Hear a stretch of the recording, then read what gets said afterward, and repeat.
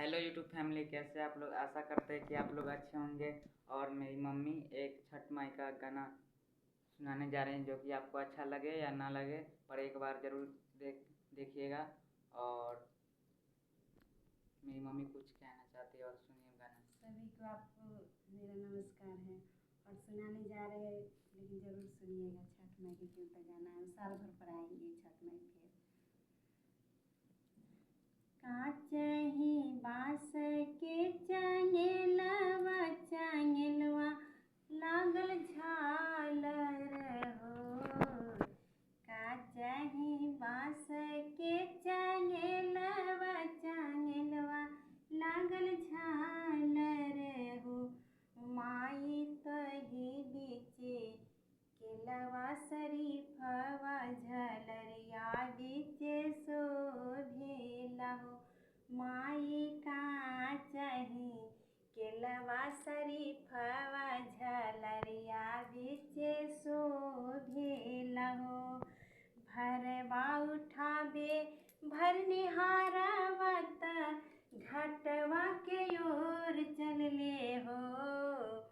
भरवा उठाबे भरनिहारवा घटवा के ओर चलले हो। माई जगमग जरेला दियरवा घटवाई जोर भैले हो। माई जगमग जरेला दियरवा घटवाई जोर भैले हो। घटिया पर बैठे ले बहिनिया यसरा लगा के बैठे हो। घटिया पर बैठे ले बहिनिया यसरा लगा के बैठे हो। माई पूरा करिहे मनसा हमारत घटिया पर बेटी अइले हो।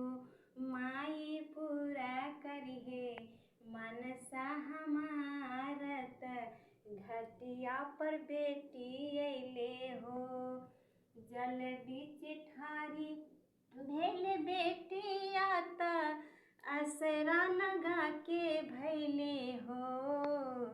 जल बीच ठारी भेल बेटिया असरा लगा के ठारी हो।